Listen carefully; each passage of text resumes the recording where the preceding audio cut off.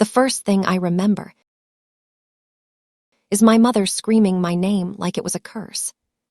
We were in a marble room that smelled of lilies and money, listening to a dead billionaire's will. The air was stiff, the kind that made you breathe shallow so you didn't disturb anything.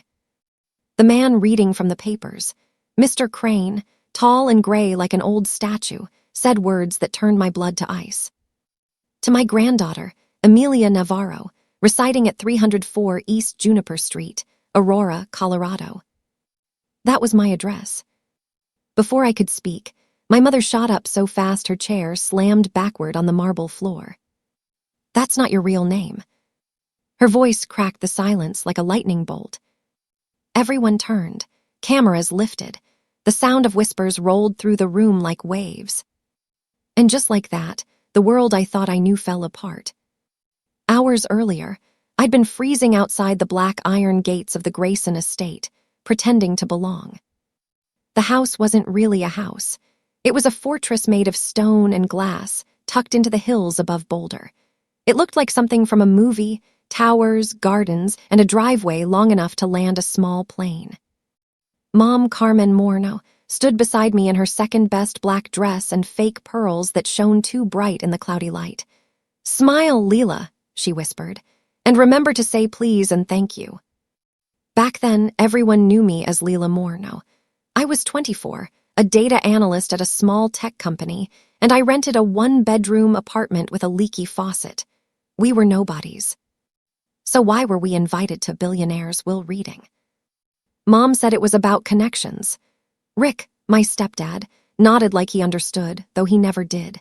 He was quiet, nervous, always smelling faintly of coffee and engine oil from the diner he managed.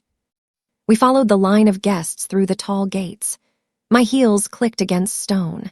I kept thinking about how stupid we looked, 3 ordinary people walking into a palace. Inside, the air was heavy with perfume and lemon polish. The floor gleamed like water. Paintings of stern men watched from the walls. I felt them judging me. The lawyer's voice was steady, his glasses reflecting the chandelier light. He spoke of donations, millions to hospitals, museums, and schools. The crowd nodded politely. No one cared about the good deeds, they were waiting for the treasure. Then he cleared his throat. "And the remainder of the estate, including all properties and holdings, shall go to my granddaughter." Whispers began before he even said my address. When he did, time stopped. My heart beat so fast I thought I'd faint. I wanted to laugh, to say it must be a mistake, but before I could, Mom's scream cut through everything. "That's not your real name." The guests gasped. Rick reached for her arm, whispering, "Carmen, please." But she couldn't stop. Her face was chalk white. "She's not who you think she is." People pulled out phones. The red recording lights blinked like eyes. Mr. Crane set his papers down and simply looked at me, like he'd been expecting this. That's when I saw the painting above the fireplace. Benjamin Grayson, the dead billionaire himself. He looked down from his golden frame, dark eyes, sharp jawline, expression like carved stone. And those eyes were mine. We left in silence. Outside, snow had started to fall, soft flakes melting on the black iron gates.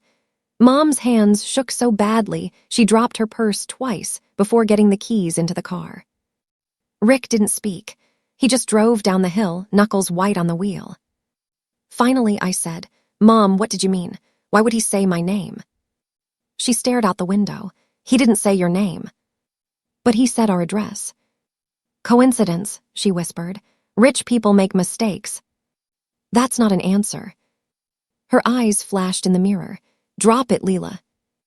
The rest of the ride home was quiet, except for the hum of the heater. I watched the snowy world slide by and wondered why my mother looked like she'd seen a ghost. I couldn't sleep. At 2 a.m., I got up, opened the hall closet, and pulled down the dusty box labeled important papers. Inside were old bills, tax forms, and a manila folder with my name scribbled in blue pen. My hands trembled as I unfolded the birth certificate. The paper was yellowed, the ink faded, but the words were clear. Full name of child, Amelia Navarro Grayson. Mother's name, Carmen Navarro. Father's name, blank. My breath caught. Grayson, the same last name as the man whose will we just heard. I sat on the hallway floor, the cold seeping through my pajamas, staring at that name until the letters blurred. The next morning, I placed the paper on the kitchen table. "Mom," I said, holding my coffee tight so I wouldn't shake, "why does my birth certificate say Amelia Navarro Grayson?" She froze with the toaster lever halfway down. Her voice came out too fast. "Clerical error. A typo doesn't add a last name." "It's nothing. Hospitals make mistakes all the time." "But it says." She slammed the toaster down. "I said it's nothing." Her voice echoed through the tiny kitchen. Rick looked up from his mug, nervous. Mom took a deep breath and softened her tone. "Sweetheart, please. Some mistakes aren't worth fixing." But my chest burned. "Is that why you screamed yesterday?" Her eyes went flat. "You don't understand. Let it go." I couldn't let it go. At work, while spreadsheets loaded, I opened a browser and typed Benjamin Grayson family. Page after page of results. Benjamin Grayson, founder of Grayson Freight and Logistics, billionaire, philanthropist, died at 78. He'd had one son, Daniel Grayson, killed in a car accident in 1994. The year after I was born. There was a photo, Benjamin shaking hands with a younger man beside a silver sports car. The son looked exactly like me. Same dark hair, same eyes, same jaw. My lunch went cold as I stared at the screen. I whispered, "Dad." I left work early and went to the Denver Public Library. The woman at the records desk helped me search the old court database. When the result appeared, my hands went numb. Grayson v. Navarro, 1995. Plaintiff, Benjamin Grayson. Defendant, Carmen Navarro. Charge, custody dispute over minor child. I clicked the file. The document loaded slowly, each line heavier than the last. Benjamin claimed Carmen had concealed the existence of the minor child born to the late Daniel Grayson and refused contact. My mother had run away with me. The case was dismissed, with settlement. I leaned back, dizzy. The librarian asked if I was okay. I nodded, lying. That night I dreamed of flashes, camera flashes, bright and painful. In the dream, I was little, maybe 4. I stood beside my mother in a fancy room while an angry man shouted. Mom picked me up and whispered, "Don't look at him, baby. We're leaving." When I woke, my heart was pounding. Maybe it wasn't a dream at all. Numbers never lie. I worked late, exporting 3 years of my bank statements into a spreadsheet. I listed every payment I'd ever made to my parents: rent help, restaurant bills, emergencies. When I totaled the column, the number glared back at me. $38,420. I stared at it until my vision blurred. Then curiosity twisted into anger. I logged into the joint savings account I once set up for Mom and Rick. Balance, $211,000. I felt sick. They weren't broke. They were comfortable off my money. Just like they'd lived off Benjamin before me. I dialed the number from the obituary. Crane, Dalton, and Pierce, attorneys at law. "Good afternoon," said a calm voice. "How may I direct your call?" I hesitated. I think I'm listed in the Grayson estate by mistake." "What's your name, please?" "Leila Morno," I said, then added, "I mean Amelia Navarro." Silence. Then, "Oh, we've been trying to reach you for months, Ms. Navarro. Please hold for Mr. Crane." My hands shook. The same voice from the will came on the line. "Ms. Navarro," he said, "I'm glad you called." The office was on the 41st floor downtown. Glass walls, dark wood, and air that smelled like old paper and coffee. Mr. Crane looked up from behind a desk large enough to park a car on. His eyes were sharp, but not unkind. "I suppose this is confusing," he said. "You could say that." He studied me. "You resemble him, you know, your father." My throat tightened. "Daniel Grayson." He nodded. Your grandfather tried to find you for years. Your mother disappeared after a settlement agreement. He sent payments until your 18th birthday, then they stopped. We assumed you were well." "Those payments," I whispered, "when a her." "I'm aware." His tone softened. "You are the sole heir, Ms. Navarro. Everything he owned is now legally yours." I could barely breathe. All the marble, the gold, the land, mine. But more than that, the truth was mine. Mr. Crane slid a folder toward me. "You may file charges: fraud, identity concealment, financial theft." I stared at the folder but didn't touch it. Prison would be too simple. My mother always turned pain into pity. She'd cry, twist the story, make herself the victim. I didn't want revenge behind closed doors. "I want everyone to know what she did," I said, publicly. Crane leaned back, a thin smile forming. "A formal will reading then. Witnesses, press, society, you wish to expose her." I nodded. "Invite them all, don't tell them why." 2 weeks later, thick cream envelopes went out. One to Lila Morno, 304 East Juniper Street. Another to Mr. and Mrs. Rick Morno, Riverbend Cafe, Aurora. That night Mom called, voice bright. "Leela, honey, we got invited back to the Grayson estate. Isn't that wild? Must be another event. We'll go as a family." I smiled into the phone. "Sure, Mom, I wouldn't miss it." The night before the reading, I couldn't sleep. I laid out my navy blazer, my polished shoes, my courage. Outside, snow fell again, quiet and steady, the same as the day everything shattered. I whispered to the dark, "Tomorrow I get my name back."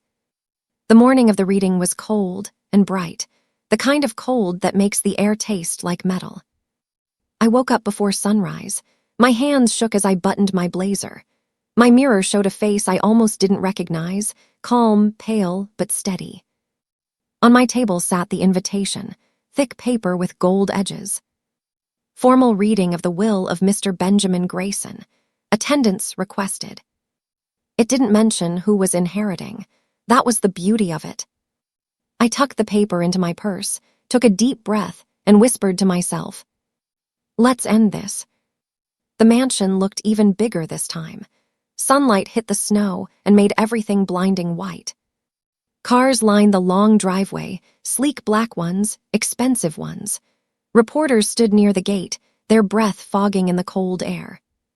Mom's car pulled up just as I reached the steps. She looked perfect again, hair tight, smile ready. Rick wore his best jacket, the one that made him look like a nervous waiter. "Leela," she said, hugging me too tightly, "you came." "Of course," I said, "wouldn't miss it." Her perfume was sharp. Underneath it, I could smell fear. Inside, the same crowd filled the great hall. I recognized some faces from the first reading, old, rich, curious. The air buzzed with gossip. People whispered about the mysterious heir. Mom leaned close and whispered, "Smile and don't embarrass us." I smiled wider. "Don't worry, Mom, today's about family." If she noticed the edge in my voice, she ignored it. We took seats near the middle, close enough to be seen. Mr. Crane stood at the front, his face unreadable as he arranged papers on the lectern. When he looked up, our eyes met. He gave the smallest nod. It was time. "Good morning," he said. "Thank you all for joining us again. Today we will finalize the estate of the late Mr. Benjamin Grayson." Polite murmurs followed. Cameras clicked quietly. He began to read through the formalities, the donations, the small gifts to staff. The air was thick with impatience. Then his voice changed. "And now, per Mr. Grayson's final amendment, the remainder of the estate, including all properties, holdings, and liquid assets, shall be granted to his sole surviving grandchild." The room held its breath. Ms. Amelia Navarro Grayson. Silence. Then whispers, like a storm rolling in. Mom's hand froze halfway to her pearls. Rick blinked as if he hadn't heard right. Mr. Crane continued calmly. "Ms. Navarro is here with us today." And then he looked at me. I stood. The chair legs screeched against the marble. All eyes turned. My voice shook at first, but I forced it steady. "I'm Amelia Navarro Grayson. I was hidden for 24 years. My mother, I paused, looking right at her, made sure of that. Gasps rippled through the room. Phones lifted, recording. Mom shot up. Leela, stop, this isn't. It's the truth, I said louder. She changed my name, took settlement money meant for my care, and disappeared. She made me believe we were poor while she spent my inheritance. Rick grabbed her arm. Carmen. She shook him off. She's lying, I protected her. I did what any mother would. Mr. Crane spoke firmly, his voice cutting through the noise. Documents support Ms. Navarro's claim. The court has verified her identity. The estate now legally belongs to her. The crowd erupted, voices, flashes, questions. Mom turned to me, tears streaming. You don't understand. He wanted to take you from me. I stared at her. You already did that. Security had to guide her out. Rick followed, pale and shaking. The hall buzzed like a hive after that.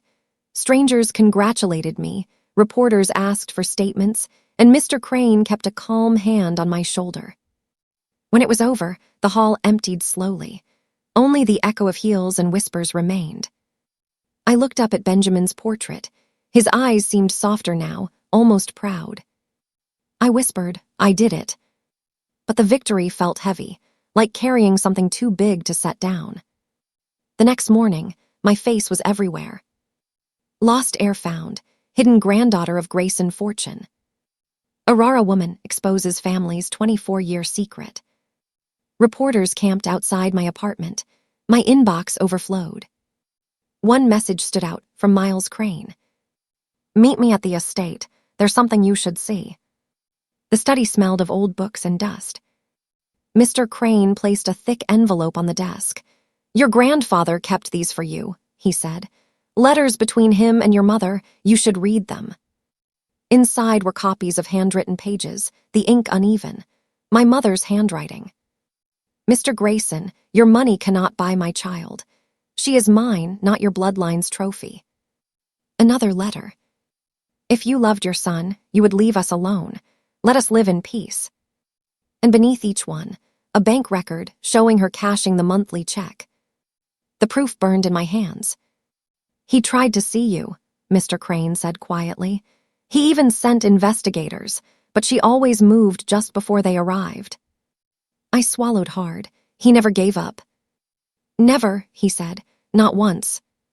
I asked to see everything, photos, reports, anything about Daniel, my father. Mr. Crane opened another folder. There were pictures, Daniel in college, Daniel at a company event, Daniel holding a small baby. The photo was blurry, but I knew the baby was me. I ran my finger over the image. He looks happy. He was, Mr. Crane said softly. He loved your mother deeply. When he died, Benjamin lost both his son and his only grandchild in one blow. A tear slipped down my cheek before I could stop it. I moved into the mansion that week. It didn't feel like home yet, just echoing halls and the hum of heaters. Each night, I walked the halls, touching the cold marble, wondering if Benjamin had done the same. In the study, I found a music box shaped like a globe. When I wound it, it played a gentle tune and a drawer popped open. Inside was a small silver bracelet engraved. To Amelia, love, Grandpa. I cried until I couldn't anymore. A week later, the doorbell rang. When I opened it, Mom stood there. No makeup, no pearls, just red eyes and a crumpled coat. Please, she whispered, let me talk. Every part of me wanted to slam the door, but I didn't. She stepped into the grand hallway, staring around like she was walking through a dream. This should have been yours, she said softly. It was all along. It is mine, I said. You just pretended it was. Tears welled in her eyes. I was scared. Benjamin wanted control. He wanted to raise you like a business deal. I couldn't let him. He wanted to know me, I said. You didn't even give him the chance. She reached for me, but I stepped back. You used me, Mom. When his money stopped, you used mine. Her shoulders shook. I thought you'd forgive me one day. Forgiveness, I said, comes after truth. She left without another word. 2 days later, Rick came to see me. He looked tired, older. I didn't know everything, he said, eyes on the floor. She told me Benjamin was dangerous, that he'd take you away. When the money came, she said it was child support. Did you believe that? I wanted to. I was weak. I studied him, and when it stopped, he winced. She said you were grown, that it was time for you to help. I didn't stop her. I'm sorry. I nodded slowly. I know you loved her, but love doesn't erase what you both did. He left quietly, head down. I never saw him again. Winter deepened. Snow covered the hills, soft and bright. The mansion grew quieter. I spent hours in the library, reading the journals Benjamin kept. In one he'd written, "If Amelia ever reads this, know that love can survive even through lies." I closed the journal and whispered, "I'm here, I made it." I wrote to my mother that night. I didn't know if I'd send it, but the words needed to exist. You taught me to be strong by forcing me to survive lies. You thought hiding me would protect me, but it only made me a ghost. Now I'm real again. I hope one day you understand what that means. I sealed it and placed it in a drawer beside the bracelet. Maybe I'd mail it someday, maybe not. Spring came, reporters lost interest, the world moved on. But I hadn't. I started working again, part-time from home. The money from the estate sat untouched in the bank. Sometimes I walked the gardens and thought about Benjamin, Daniel, and even Carmen. They had all been broken in different ways. But I was the piece that finally fit. One evening, as the sun set behind the mountains, I stood at the top of the marble steps and whispered my full name out loud. Amelia Navarro Grayson. It felt strange but right. And for the first time, I didn't feel like someone's lie. I felt like me. It had been 6 months since the reading. The mansion was quiet again, though it didn't scare me anymore. I'd filled the halls with light, fresh flowers, open curtains, laughter from the few friends who dared visit a billionaire's house. But one sound still haunted me, my mother's scream. I heard it in my dreams sometimes, echoing across marble floors. That day had ended her carefully built lie, but not her reach. Because Carmen Morno didn't vanish. She was waiting. It was late when the call came. "Ms. Grayson," the man's voice said, "this is Officer Leland from the Aurora Police Department. We need to speak with you about a disturbance at your mother's address." My stomach dropped. "What kind of disturbance?" He hesitated. "She was found outside your former apartment complex, shouting that the Grayson fortune was stolen. She was intoxicated." I closed my eyes. "Is she all right?" "She's fine, just emotional. We've taken her to the hospital for evaluation." The officer's tone softened. "She kept saying, 'She's not my daughter.'" I whispered, "I know." I didn't want to go, but I did. Maybe for closure. Maybe because a part of me still wanted answers. The hospital smelled like bleach and loneliness. Mom sat on the bed, her hair a gray tangle, eyes red and tired. When she saw me, she smiled weakly. "So the princess comes to visit." "I'm not a princess," I said quietly. "I just want to understand why." Her laugh was bitter. Understand what? That I was poor, that I loved a man who died and a family who wanted to erase me. You didn't have to erase me too. Her face twisted. "You think you know everything now, don't you? That man, your grandfather, he didn't want you out of love. He wanted you to fix his mistake, his legacy." I frowned. "What mistake?" She leaned closer. "You weren't supposed to be born." Her words hit like a slap. "What do you mean?" She laughed softly, the sound hollow. "Daniel didn't love me. I was just his distraction, his rebellion against his father. I thought I mattered until I told him I was pregnant." I stared at her, frozen. "He said he'd take care of it," she whispered. "Then he died before he could, and Benjamin, he wanted to correct it. He didn't see you as a grandchild. You were proof his perfect son made a mistake." I shook my head. "That's not true." She smiled sadly. "He offered me money to disappear, so I did." I felt sick. "You took blood money." "I took survival," she said. And then, when the money ran out, I built my own empire through you. My throat tightened. You stole my life. She sighed. And look at you now. You got it back, so maybe we're even. Even, the word burned like acid. A week later, I got a letter from Miles Crane. Ms. Grayson, several media companies are offering interviews regarding your story. I advise caution. However, the family narrative is yours now to tell. At first, I deleted every email, ignored every call. But one caught my eye. A message from a documentary filmmaker. We don't want scandal. We want truth. The world deserves to hear your voice, not theirs. I thought about it all night. About the lies, the silence, the pain. By dawn, I knew what to do. The cameras were small, the lights warm. The interviewer, a woman named Kara, smiled softly. Take your time, Amelia. Start wherever you want. I took a deep breath. Once upon a time, I said, I thought my name was Leela Morno. I told them everything. The will, the lies, the lawsuit, the secret name. My voice didn't shake.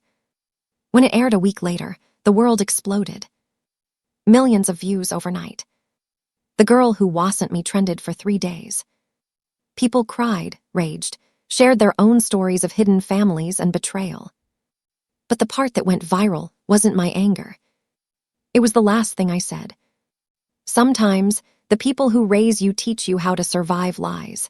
And sometimes, survival means telling the truth, no matter who it destroys. 2 months later, Mom showed up again, this time at the gates of the estate. She wasn't yelling or drunk. She was dressed neatly, holding a folder. The security guard called me, unsure. Let her in, I said. She walked up the long path, looking smaller than I remembered. I saw your video, she said. You made yourself the hero. I told the truth. She opened the folder and slid a paper toward me. Here's my truth. Your father, Daniel, wasn't the only man I was seeing back then. There's no proof you're his. My chest tightened. You're lying. DNA doesn't lie, she said, and I had a test. I stared at her. Then show me. Her lips trembled. I don't have it anymore. I laughed short and sharp. Of course you don't. She looked down. You won, Amelia. Isn't that enough? No, I said quietly. I didn't want to win. I wanted a mother. For the first time, she didn't have a reply. After she left, I sat on the front steps until dark. Maybe she was telling the truth. Maybe she was. But I realized something important. It didn't matter. Blood didn't make me Grayson. Truth did. And truth was something she never owned. That night, I opened Benjamin's final letter again, the one I'd found hidden in a desk drawer weeks earlier. Amelia, if you ever find your way home, know this. Family isn't who hides you. It's who believes in your light. I folded the letter and smiled through tears. A year passed. The mansion no longer felt like a museum. It felt alive. I turned one of the wings into a scholarship foundation for kids from poor neighborhoods, kids like the one I used to be. The first girl we helped was named Rosa. She hugged me and said, "Thank you, Miss Grayson." I told her, "Call me Amelia." When she smiled, I saw a spark of something familiar, hope. I was standing in the garden one evening when a car pulled up. It was Rick, alone. "She's gone," he said quietly. My heart stopped. What? Carmen, heart attack, it was quick. The world tilted a little. I felt nothing at first, just air rushing out of my lungs. He handed me an envelope. "She told me to give you this if anything happened." Inside was a single note. "Amelia, I couldn't undo what I did, but I want you to know I kept one thing safe. Under the old cedar tree in the backyard of your childhood home, there's a box. It's yours. Mom." The next day, I drove to our old house in Aurora. It was smaller than I remembered, the paint chipped, the air heavy with memory. Behind the house, under the cedar tree, the dirt was soft. I dug with my hands until I hit something hard, a small wooden box sealed with tape. Inside were photos. One was of me as a baby, wrapped in a hospital blanket. Another was of Mom and Daniel together, smiling, young, happy. On the back of that photo, written in her handwriting, "He loved you, even if he never got to say it." I sat there in the dirt and cried, not for her lies, but for the truth she finally gave me. When I returned to the mansion that night, I climbed to the roof terrace. The city lights twinkled below like 1,000 secrets finally told. I whispered to the sky, "I forgive you, Mom." Not because she deserved it, but because I did. The past wasn't chains anymore. It was a story. And I was the one holding the pen now. Months later, a clip from my interview played again on social media. Millions watched, comments flooded in. She turned pain into power. This is the realest story I've ever heard. The girl who wasn't her became everything she was meant to be. I didn't need to read them all. I already knew how it ended. Because when people asked, "Who are you really?" I smiled and said, "Once upon a time I was someone else, but she wasn't real. I am." And that line, the one I never planned, became the quote everyone shared. The one that went viral. The one that made people whisper, "That's the story of the girl who wasn't her." Amelia, thank you for sharing your story on Revenge Station. Oh, namaste.